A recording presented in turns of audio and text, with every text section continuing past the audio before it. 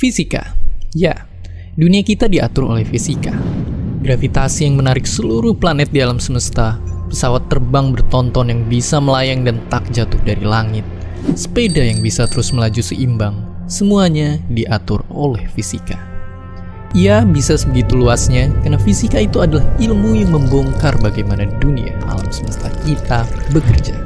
Mulai dari materi terkecil di alam semesta, hingga objek super raksasa seperti galaksi. Dan inilah kenapa ada satu bidang ilmu yang begitu erat dengan matematika, sebuah bidang ilmu yang ibaratnya jadi detektif yang menyelidiki segala sesuatu yang ada di dunia. Fisika. Assalamualaikum warahmatullahi wabarakatuh. Hai sahabat Mansaka, bagaimana kabar kalian? Mudah-mudahan kalian tetap dalam keadaan sehat walafiat. Allah menjaga kalian dalam keadaan tetap sehat, terbebas dari segala mara bahaya yang ada. Dan tentunya Bapak mau tanya sama kalian, apakah kalian sudah cuci tangan? Tetap di rumah kan? Harus tetap kalian ada di rumah, de bengkung-bengkung, moyong jumah nah. Oke, kalau kalian memang perlu keluar, jangan lupa gunakan masker ya, supaya kita sebagai bentuk ikhtiar kita agar terhindar dari wabah pandemi corona seperti saat ini. Oke, kita akan menuju ke materi fisika berikutnya. Pada kesempatan kali ini Bapak akan membahas masalah pengukuran. Nah, dalam hal ini lebih khusus lagi Bapak akan mengajarkan kepada kalian bagaimana cara mengukur menggunakan alat jangka sorong dan mikrometer sekrup. Namun sebelumnya akan Bapak bahas terlebih dahulu tentang ketelitian pengukuran ya. Nah, ketelitian pengukuran sangatlah diperlukan dalam mendesain sebuah alat. Nah, kekurangan telitian seringkali membuat alat tersebut tidak berfungsi secara optimal atau bahkan tidak berfungsi sama sekali. Nah, coba bayangkan ya, sebuah skrup yang akan dipakai memiliki diameter yang tidak sama dengan pasangannya ya. Nah, walaupun bedanya hanya 0,01 mm, maka keduanya tidak akan dapat berfungsi dirangkai dengan baik ya. Dan apabila skrup tersebut dirangkai pada salah satu komponen pada kendaraan, apakah kendaraan tersebut dapat berfungsi normal? Tentunya tidak. Nah, oleh karena itu sekarang jangka sorong dan milimeter sekrup ini adalah satu alat yang dapat mengukur panjang dengan ketelitian yang lumayan teliti.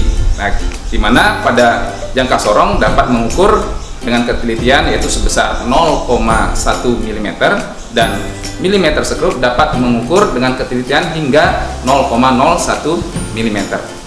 Kalau kalian merasa ingin mengukur sebuah alat dengan ketelitian yang lebih, maka kalian bisa gunakan alat berikut ini, yaitu mikrometer sekrup.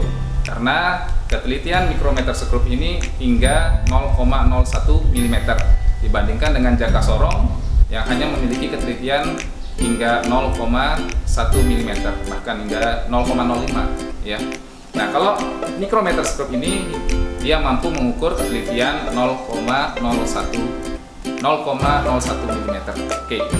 Selanjutnya kita kenalan dulu terhadap alat-alat ya, komponen-komponen apa saja yang terdapat pada mikrometer sekrup ini. Yang pertama ada yaitu rahang tetap ya. Di sini rahang tetap ya, memang posisinya tetap ya, nggak bergeser. Kemudian di sini ada rahang putar yang bergeser ya. Kemudian di sini ada skala pemutar. Di sini ada skala tetap ya, atau skala utamanya. Kalau kita bisa lihat di sini, ini ada skala utama, kemudian di sini ada skala putar yang merupakan skala noniusnya. Untuk cara pembacaannya nanti bisa dilihat di video berikutnya. Kemudian jangan lupa di sini ada pengunci ya. Kebetulan ini alatnya ya agak main-main penguncinya, ya nggak apa-apa. Jadi nanti kita kunci. Kalau ini alatnya masih bagus ya bisa kita kunci ya. Kemudian agar dia tidak bergeser-geser. Kemudian cara penggunaannya bagaimana? Maka kita akan lakukan pengukuran terhadap sebuah karton ya. Yang jelas untuk mikrometer sekrup ini dia tidak panjang-panjang. Jadi atau sekitar 2 cm ya.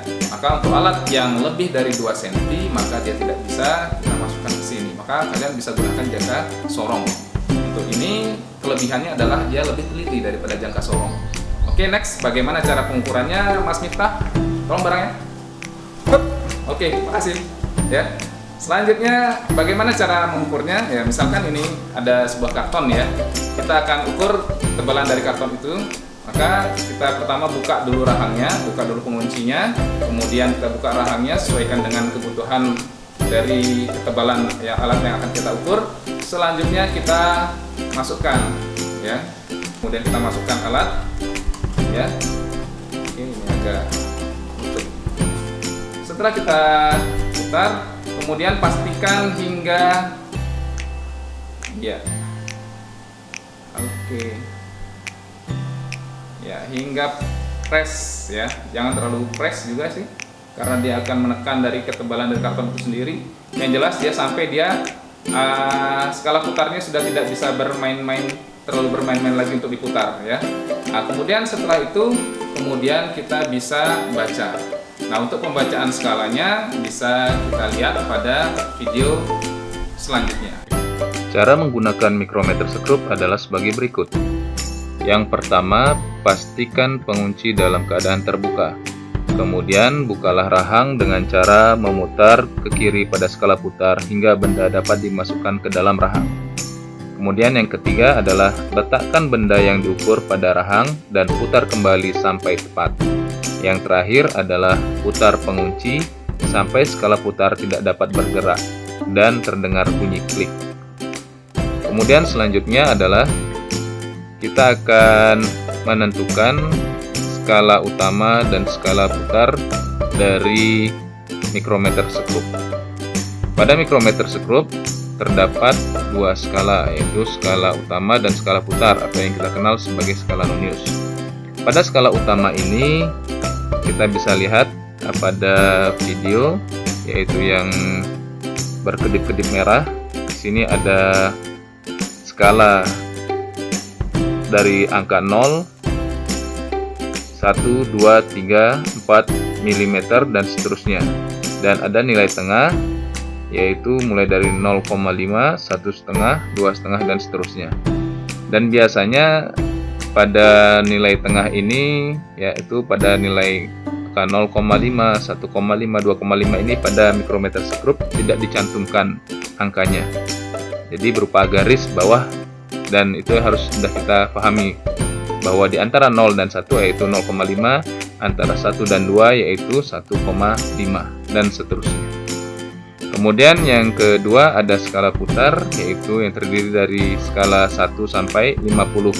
Dan skala putar atau skala Nonius inilah yang akan kita kalikan dengan faktor pengali dari mikrometer sekrup dengan ketelitian yaitu sebesar 0,01 mm. Kemudian langkah selanjutnya bagaimana cara membaca mikrometer sekrup. Nah, berikut kita akan coba. Yang pertama kita akan memasukkan benda. Sebelum memasukkan benda tentunya kita harus memutar terlebih dahulu skala putarnya. Rahangnya kita putar terlebih dahulu disesuaikan dengan bahan atau alat atau benda yang akan kita lakukan pengukuran. Misalkan di sini kita ambil contoh, ini kita mau mengukur diameter dari kawat ulir ya. Kita masukkan di sini kawat ulir. Nah, kemudian kita geser, kita putar mikrometer sekrupnya hingga pas. Kemudian ya, setelah itu kita baca.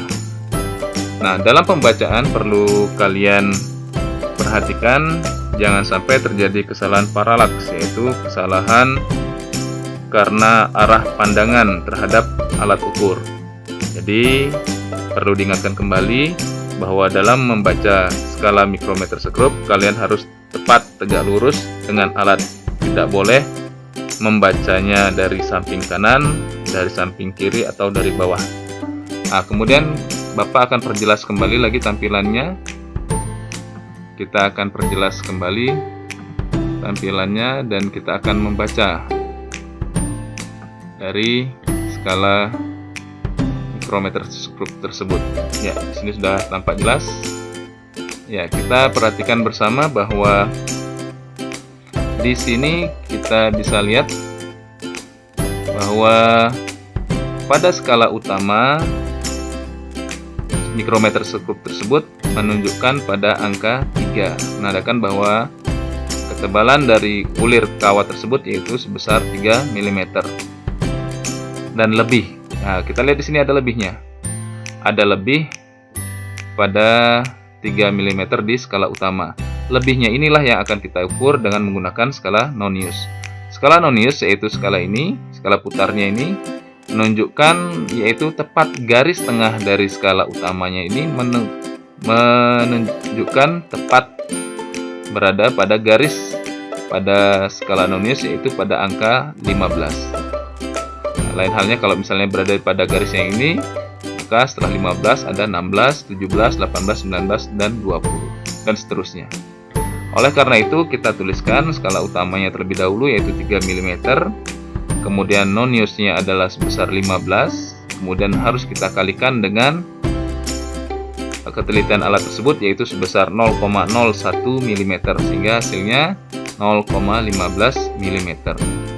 Kemudian kita jumlahkan antara skala utama 3 mm ditambah dengan skala Nonius sebesar 0,15 mm.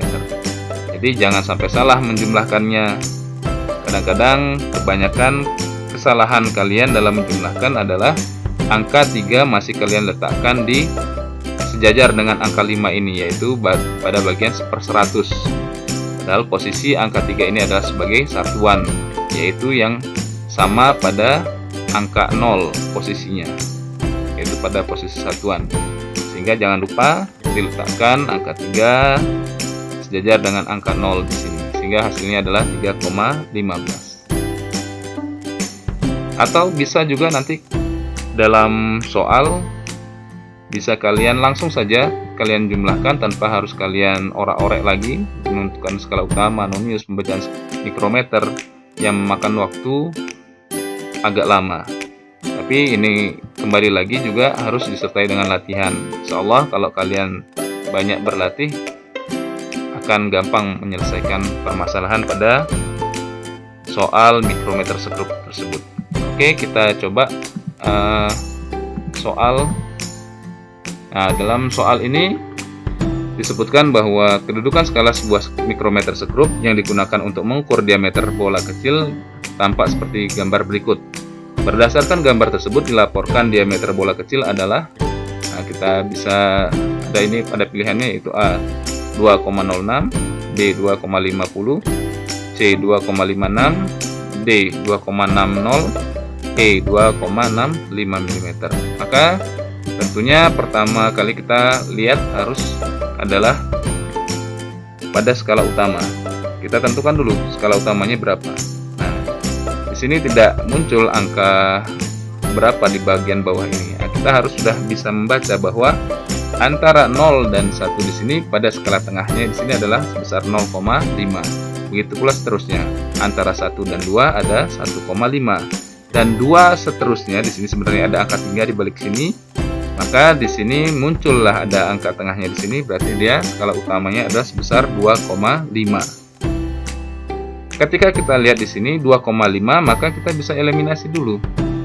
Ada beberapa jawaban yang kurang tepat di sini. Maka kita bisa eliminasi yang ini 2,06 ya bukan jawabannya. Kemudian ini juga bukan mohon maaf. Nah, ini masih di angka 2,5 ya. Ya, kita ulang lagi ya. Nah, kemudian yang ini 2,6 bukan, dia juga merupakan jawabannya karena skala utamanya 2,5. Begitu pula dengan yang ini adalah bukan jawaban. Nah, kemudian yang mungkin dalam hal ini merupakan jawabannya adalah kita bisa lihat di sini ada antara opsi B dan opsi C.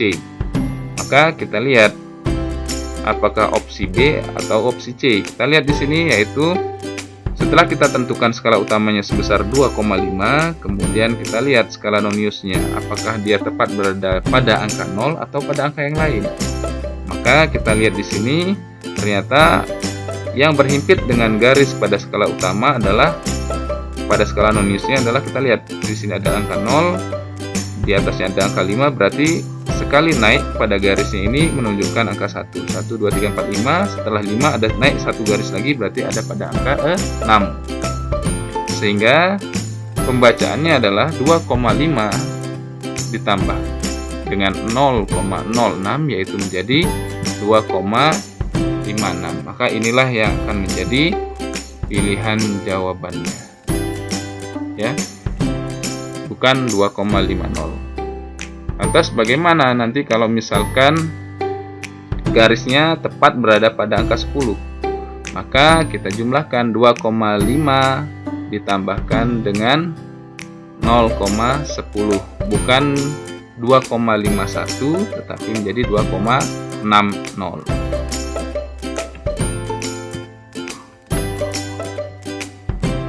Oke, semoga video tadi bermanfaat buat kalian.